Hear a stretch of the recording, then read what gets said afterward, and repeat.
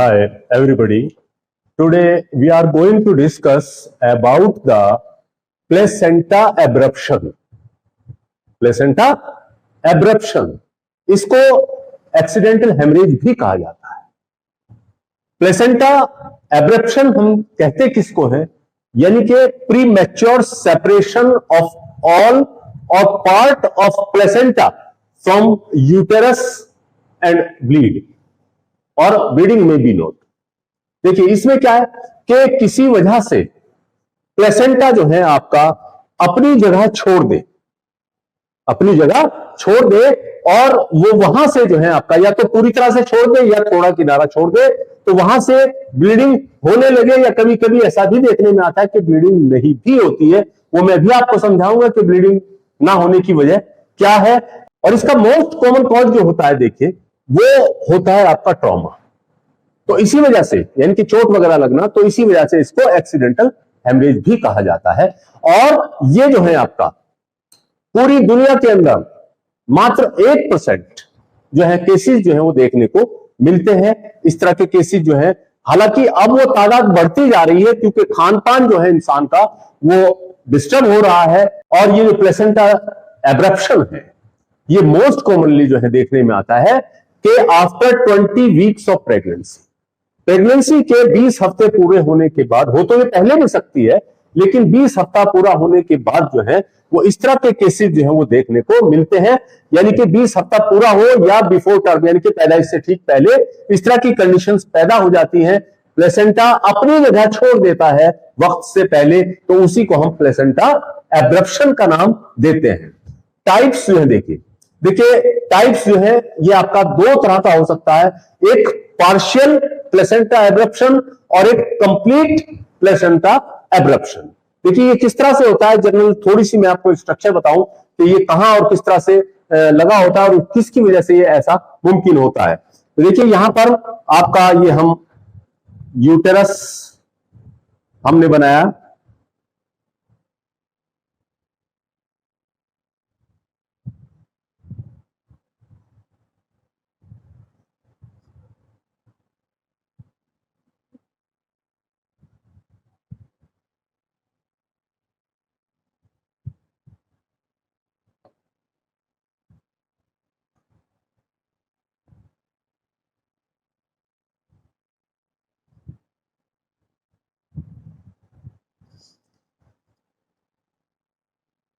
ये आपका यूटेरस हमने बनाया है और इसके अंदर ये आपका फीटस पड़ा हुआ है।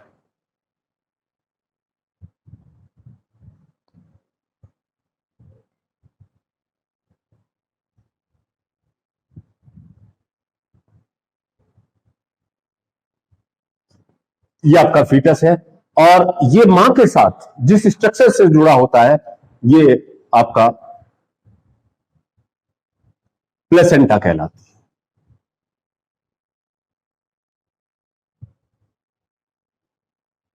ये आपका प्लेसेंटा कहलाती है, ये वाली स्ट्रक्चर जो है आपका प्लेसेंटा कहलाती है। और जिस कोड के जरिए बच्चा मां से जुड़ा हुआ होता है उस कोड को हम अम्बलाइकल कोड कहते हैं। ये आपका इस तरह से प्लेसेंटा जो है यहां पर जुड़ी। अब इसमें होता क्या है, इसमें ये जो प्लेसेंटा है तकरीबन 20 हफ्तों के बाद बच्चे का वजन भी बढ़ता है और उसके अलावा दो दूसरी कॉज हो सकते हैं। यानी कि मेन कॉज जो होता है वो इसका ट्रॉमा होता है। तो उस कंडीशन में क्या होता है, ट्रॉमा चोट लगने की वजह से क्या होगा कि ये अपनी जगह छोड़ देता है। और भी दूसरी वजूहत होती है लेकिन यहां पर मेन कॉज जो इसका होता है वो आपका ट्रॉमा होता है। तो ये क्या होता है, प्लेसेंटा अपनी जगह छोड़ देती है, अपनी जगह छोड़ देती है। या तो ये पूरी ही अलग हो जाए या फिर पार्शियल थोड़ा सा पीस जो है यहां से अलग हुआ और इसमें से ब्लड जो है वो आना शुरू हो गया और वो ब्लड जो है आपका इस तरह से वेजाइना के थ्रू बाहर आने लगेगा। वेजाइना के थ्रू जो है वो ब्लड बाहर आने लगेगा। तो ये आपका किसमें, यानी कि दोनों कंडीशन में ऐसा हो सकता है, पार्शियल में भी हो सकता है और कंप्लीट में भी हो सकता है। तो पार्शियल में या कंप्लीट में प्लेसेंटा अगर अपनी जगह से उखड़ जाए तो उसमें से जो है आपका ब्लीडिंग होकर बाहर आना शुरू हो जाती है। प्लेसेंटा एब्रप्शन की दो कंडीशन जो है वो अक्सर देखने में आती है, एक होती है रिवील्ड या आपका एपरेंट और दूसरी होती है कंसील्ड। रिवील्ड में क्या होता है, रिवील्ड में तो ये पोर्शन उखड़ा और उखड़ने के बाद या यहां से कहीं से भी ये पोर्शन उखड़ा और इसमें से ब्लीडिंग जो है वो आपका शुरू हो गई, इसमें से ब्लड जो है वो बाहर आने लगा। तो ये चूंकि क्लियर तौर पर दिखाई दे रहा है कि ब्लीडिंग आ रही है, ब्लीडिंग हो रही है, वो पोर्शन उखड़ा हुआ है वहां से, तो वहां पर ब्लीडिंग आना शुरू हो जाती है। तो ऐसे हम प्लेसेंटा एब्रप्शन को क्या कहते हैं, इसको रिवील्ड या अपरेंट जो है आपका प्लेसेंटा एब्रप्शन कहते हैं। लेकिन कभी कभी क्या होता है, ओकेजनली क्या होता है कि ये साइडों से ना उखड़ के बीच में से, यहां से इस साइड से उखड़ जाए, बीच में से उखड़ जाए, तो इसको कंसील्ड कहा जाता है, क्योंकि इसमें से ब्लड फिर बाहर नहीं आता है, बल्कि ब्लड जो है वो यहां पर पहले एक्यूमुलेट होगा, यहां पर ब्लड की पॉकेट बन जाएगी और फिर यह ब्लड जो है वापस यूट्रस की वाल के अंदर जाने लगेगा, वापस यूट्रस की वाल के अंदर जो है इकट्ठा होने लगेगा, जो कि बहुत खतरनाक कंडीशन होती है। और इसकी वजह से यूट्रस का साइज जो है वो बड़ा हो जाता है और बल्कि हो जाता है, यानी कि बजाय वो ब्लीडिंग बाहर निकलने के, वैजाना के थ्रू बाहर नहीं निकल पा रहा है, तो क्या होगा कि ये जो है आपका बीच में से उखड़ी है, तो यहां से आपका ब्लड की यहां पर पॉकेट बन जाएगी, इकट्ठा हो जाएगा ब्लड, और फिर जब ज्यादा हो जाएगा तो ये ब्लड इसकी यूट्रस की वाल के अंदर जो है वो वापस जाने लगेगा और वो पूरी यूट्रस की वाल के अंदर फैल जाता है, जो सबसे खतरनाक स्टेज होती है। और ये बहुत इमरजेंसी होती है, जिसको हम यूएसजी के जरिए जो है वो आपका कंफर्म कर सकते हैं। और ये यहां पर जो है, इसीलिए इसको सेंट्रल प्लेसेंटा एब्रप्शन का भी नाम देते हैं। कंसील्ड को हम सेंट्रल या आपका कंसील्ड प्लेसेंटा एब्रप्शन का भी नाम देते हैं, जो कि एक खतरनाक सिचुएशन होती है। देखिए causes and risk factors. Placenta abruption का जो मेन कॉज होता है वो होता है ट्रॉमा। ट्रॉमा यानी कि चोट वगैरह लगने की वजह से ब्लीडिंग का शुरू हो जाना, पेट के ऊपर चोट लगती है, उसके बाद जो है वो ब्लीडिंग शुरू हो जाती है, तो इसीलिए इसको एक्सीडेंटल हेमरेज का नाम भी दिया जाता है। एक्सीडेंटल हेमरेज का नाम भी दिया जाता है। तो कॉज के अंदर जो है वो number 1 blunt trauma on abdomen. Abdomen के ऊपर जो है आपका कोई ब्लंट ट्रॉमा लगे, यानी कि चोट लगे, चाहे वो किसी एक्सीडेंट से लगे, यानी कि कोई कार वगैरह आपका डायरेक्ट आके एब्डोमेन से टकराती है, या फीमेल चलते चलते गिर पड़ती है, पेट के बल गिर पड़ती है, या फीमेल सीढ़ियां चढ़ रही है और पैर फिसल गया और पेट जो है वो डायरेक्ट उस जगह पर लगा, या डोमेस्टिक वायलेंस में, घरेलू झगड़े में मर्द औरत में झगड़ा हुआ, उन्होंने उसको धक्का दे दिया तो वो पेट के बल गिरी, तो उस कंडीशन में भी इस तरह की कंडीशन पैदा हो सकती है। या और कोई दूसरी वजह, पैर फिसल गया और लेडी जो है वो आपका पेट के बल गिरी, और या लेडी जा रही है, अचानक लड़खड़ाई और लड़खड़ाकर जो है कोई टेबल वगैरह रखी हुई है या कोई और दूसरी चीज रखी हुई है, वॉशिंग मशीन, फ्रिज वगैरह कुछ भी रखा हुआ है, और वो डायरेक्ट ब्लो लगे किस पर, एब्डोमेन पर, तो उस कंडीशन में वहां से ब्लीडिंग शुरू हो सकती है। तो उस इसीलिए इसको एक्सीडेंटल हेमरेज का नाम भी दिया जाता है। Number 2, pressure of amniotic fluid, यानी कि जिसके अंदर बच्चा है, जिस बैग के अंदर, उसके अंदर फ्लूइड होता है, वो फ्लूइड ज्यादा हो जाए, उसका प्रेशर बढ़ जाए, ज्यादा होने की वजह से जब प्रेशर बढ़ेगा तो ये प्लेसेंटा अपनी जगह छोड़ देता है, ये प्लेसेंटा अपनी जगह छोड़ देता है, तो ये भी इसका कॉज हो सकता है। नंबर 3 पर आता है शॉर्ट कॉर्ड, यानी कि ये जो अम्बिलिकल कॉर्ड है ये छोटी हो, शॉर्ट हो, तो उस कंडीशन में क्या होता है, जब बच्चा मूव करता है तो मूव करने की कंडीशन में कॉर्ड छोटी है, तो उससे क्या होता है कि उस पर ट्रैक्शन होता है, खिंचाव होता है आपका इस प्लेसेंटा के ऊपर, और ये किनारे उखड़ सकते हैं, तो ये भी इसका कॉज हो सकता है। Complete placenta previa. Complete placenta previa का मतलब है कि ये प्लेसेंटा यहां ना होकर, ये प्लेसेंटा यहां ना होकर और यहां पर, यानी कि सर्विक्स के मुंह पर पूरी तरह से यहां पर कवर कर ले इसको, ये यहां पर प्लेसेंटा मौजूद हो, और इस पर जो है आपका जब बच्चा नीचे के सर करके आ रहा है तो उसका प्रेशर जो है इसके ऊपर पड़े, और प्रेशर पड़ने से ये अपनी जगह पर छोड़ देता है, जगह छोड़ देता है, तो ये भी इसकी कॉज हो सकता है। मैंने आपको बताया कि सर्विक्स का मुंह पूरी तरह से प्लेसेंटा से ढका हुआ हो, ये इस तरह से देखिए, तो बच्चे के प्रेशर से क्या होगा कि ये अपनी जगह छोड़ देगा, और जगह छोड़ देगा तो फिर वो ब्लीडिंग होना शुरू हो सकती है। और इसके अलावा कभी कभी ये देखने में आता है कि बच्चे की पोजीशन उल्टी है, यानी कि वो जो सही पोजीशन, वर्टेक्स पोजीशन में आना है, उसमें ना आके दूसरी पोजीशन से आ रहा है, तो उस सूरत में जो डॉक्टर है वो उसको सीधा करने की कोशिश करती है, उसके हेड को सीधा करने की कोशिश करती है, तो उस सूरत में भी कॉर्ड खिंच जाती है, और कॉर्ड के खिंचने पर जो है आपका प्लेसेंटा अपनी जगह छोड़ सकती है। नेक्स्ट, माल न्यूट्रिशन। माल न्यूट्रिशन यानी कि सही तरीके से फीमेल का पालन पोषण ना हुआ हो, उसको अच्छी डाइट ना दी गई तो उस कंडीशन में भी ये कंडीशन पैदा हो सकती है। मल्टी पैराइटी यानी कि फ्रीक्वेंट प्रेगनेंसीज, यानी कि लेडी बार बार प्रेग्नेंट हो रही है, बार बार प्रेग्नेंट हो रही है, अभी बच्चा पैदा हुआ, फिर उसके बाद दूसरा, फिर पैदा हुआ, फिर तीसरा, इस तरह से कंटिन्यू जो है वो आपका मल्टी जो पैराइटी है, यानी कि कई सारी उन्होंने प्रेगनेंसी उसको हो चुके, तो उसकी वजह से यूट्रस की वाल भी वीक हो जाती है, तो उस कंडीशन में भी ये अपनी जगह छोड़ सकता है। तो ये भी यहां पर इस कंडीशन पैदा हो सकती है। Maternal age greater than 35 years, यानी कि फीमेल की जो एज है, उम्र है, वो 35 साल से ज्यादा हो, तो उस कंडीशन में भी यूट्रस वीक हो जाता है और उस सूरत में इस तरह के केसेस देखने को मिल सकते हैं। नेक्स्ट आता है आपका सुपाइन हाइपोटेंसिव सिंड्रोम, यानी कि सुपाइन हाइपोटेंसिव सिंड्रोम हम किसको कहते हैं कि लेडी अगर सुपाइन पोजीशन में लेटी है तो उस वक्त जो है यूट्रस का चूंकि हैवी हो जाता है, तो यूट्रस का प्रेशर जो है वो आपका इंफीरियर वेना केवा के ऊपर पड़ सकता है, तो उससे वेनस रिटर्न जो है वो डिस्टर्ब हो सकता है, वेनस रिटर्न जो है वो डिक्रीज हो जाता है। यूट्रस के भारी होने की वजह से कोई फीटस है उसके अंदर, तो उसका प्रेशर जो है वो किस पे पड़ता है, इंफीरियर वेना केवा के ऊपर पड़ता है, वो उसको कंप्रेस कर देता है, तो उसकी वजह से जो वेनस रिटर्न है वो डिक्रीज हो जाता है, तो उस कंडीशन में भी ये हालत जो है आपका पैदा हो सकते हैं।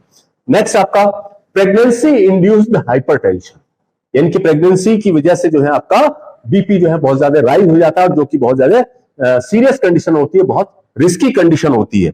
नेक्स्ट, ट्विंस और मल्टीपल प्रेगनेंसीज, ट्विंस और मल्टीपल प्रेगनेंसीज, यानी कि इस जगह के अंदर दो या दो से ज्यादा फीटस जो है वो डेवलप हो रहे हो या ग्रोथ कर रहे हो, तो उस कंडीशन में क्या होता है कि ये जगह कंजेस्टेड हो जाती है, तो उनके मूवमेंट के दौरान ये उलझ कर जो है प्लेसेंटा खिंच सकती है, तो जगह कम होने की वजह से इनके मूवमेंट के दौरान जो है ये अपनी जगह छोड़ सकती है, खिंच सकती है, तो उसकी वजह से ये भी ये प्लेसेंटा एब्रप्शन पैदा हो सकता है।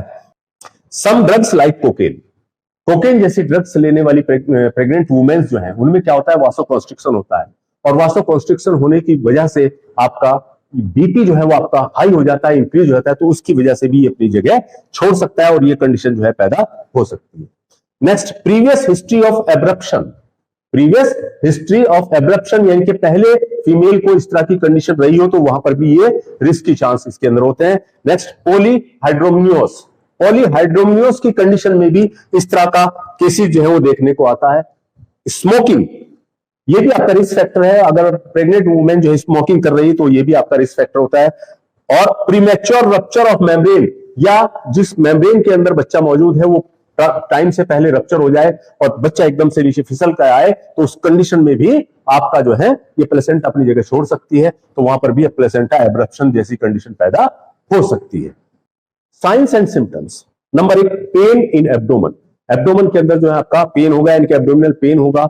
APH विच इज पेनफुल, यानी कि एंटीपार्टम हेमरेज, दर्द के साथ जो है वो आपका ब्लीडिंग आना शुरू हो जाएगी, यानी कि APH होगा जो कि दर्द के साथ अपियर होता है। Next, uterus tones up, uterus के अंदर जो कॉन्ट्रैक्शन है वो बहुत ज्यादा हो जाएंगे और बहुत ज्यादा हार्ड हो जाएगा यूट्रस, तो उसकी वजह से टेंडरनेस रहने लगेगी, पेट के ऊपर जो है वो टेंडरनेस है वो, यानी कि छूने से दर्द जो है वो महसूस होगा। और ब्लड जो बाहर आ रहा है, ब्लीडिंग जो हो रही है वो डार्क रेड कलर का ब्लड जो है वहां से बाहर आता है। और हिस्ट्री ऑफ एक्सीडेंट, पेशेंट से जब बात करते हैं तो वो एक्सीडेंट की हिस्ट्री जो है देती है, यानी कि कोई चोट वगैरह लगने की हिस्ट्री जो है वो देती है। नेक्स्ट, या तो ब्लीडिंग होगी या आपका ब्लड के साथ एमनियोटिक फ्लूइड जो है, यानी कि एमनियोटिक फ्लूइड जो वहां से बैग रप्चर हुआ है और वो बाहर आता है, फ्लूइड जो है तो उसके साथ ब्लड मिक्स होके आता है, यानी कि ब्लड स्टेन जो है वो आपका एमनियोटिक फ्लूइड भी देखने को मिलता है। तो कॉम्प्लिकेशंस देखिए, depends on degree of haemorrhage and या और आपका हाउ फार इन प्रेगनेंसी, यानी कि कितना हेमरेज हो रहा है, कितनी ब्लीडिंग हो रही है उसके ऊपर डिपेंड करेगा, या प्रेगनेंसी को कितना वक्त हो गया है उसके ऊपर डिपेंड करता है। मां के अंदर क्या चीज, किस तरह के कॉम्प्लिकेशन होंगे, तो मैटरनल के अंदर जो है वो आपका हाइपोवॉल्यूमिक शॉक जैसी कंडीशन पैदा हो जाएगी। हाइपोवॉल्यूमिक यानी कि वॉल्यूम, ब्लड का वॉल्यूम कम हो जाएगा, उसकी वजह से वो शॉक में चली जाएगी और अनकॉन्शियस हो जाती है, पेशेंट जो है वो आपका अनकॉन्शियस हो जाती है, फिजिकली और मेंटली टोटली इनेबिलिटी आ जाती है उसके अंदर। और सीहान्स सिंड्रोम, सिहान सिंड्रोम किसी भी इंजरी वगैरह की वजह से पिट्यूटरी ग्लैंड डैमेज हो जाती है।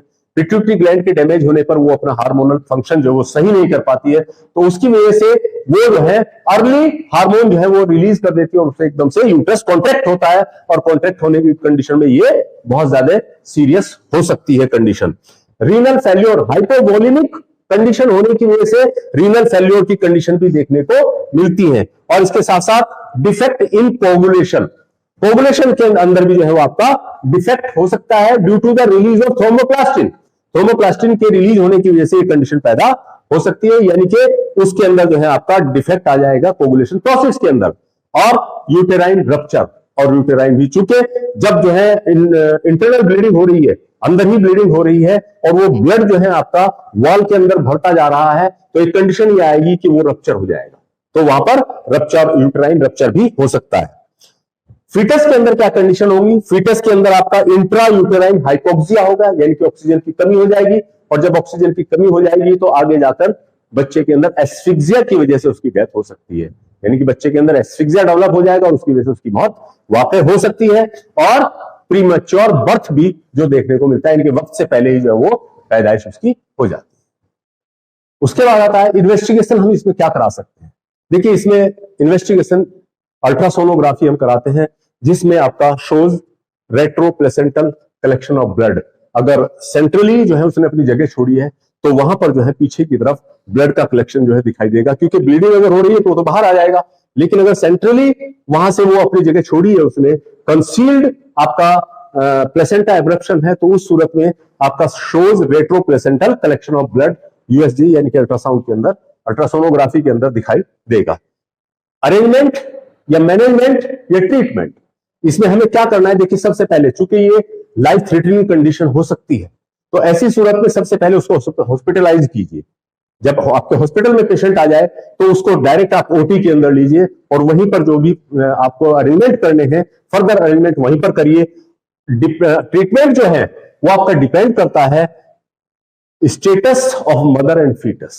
मदर की स्टेटस क्या है, यानी कि वो हाइपोवोलेमिक कंडीशन में है या और किसी दूसरी कंडीशन में है, कॉन्शियस है, अनकॉन्शियस है, फीटस की कंडीशन क्या है, लाइव है या डेड है, तो उनके ऊपर डिपेंड करेगा इसका ट्रीटमेंट। अगर बहुत ज्यादा ब्लड लॉस हो गया है, हाइपोवोलेमिक की कंडीशन में जा रहा है पेशेंट, तो वहां पर आपका आईवी फ्लूइड तो आपको तुरंत लगा ही देना है। IP fluid and blood transfusion, blood transfusion भी आप करेंगे किसके लिए?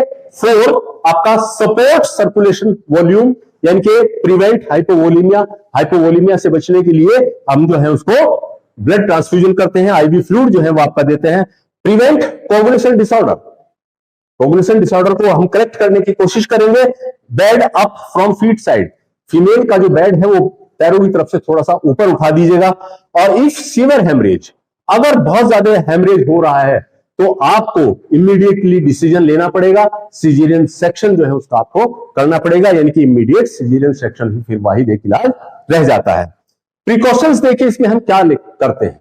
देखिए, सबसे पहली चीज तो है कि जब आपने उसको ओटी में लिया तो उसका एक तो वेजाइनल एग्जाम बिल्कुल मत करिए, वेजाइनल एग्जामिनेशन बिल्कुल मत करिए, और दूसरी बात वेजाइनल पैकिंग भी नहीं करना है, अदरवाइज और ज्यादा कंडीशन खराब हो सकती है।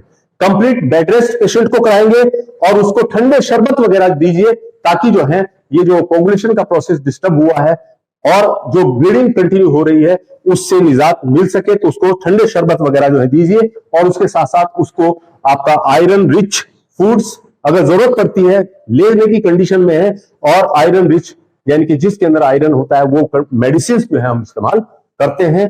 तो ये था हमारा आज का लेक्चर, प्लेसेंटा एब्रप्शन। इसमें से अगर कोई सवाल आपके जहन में आ रहा है तो आप हमारे कमेंट बॉक्स में डाल सकते हैं, और अगर आपको ये वीडियो पसंद आया हो तो लाइक शेयर सब्सक्राइब जरूर कीजिए। थैंक्स।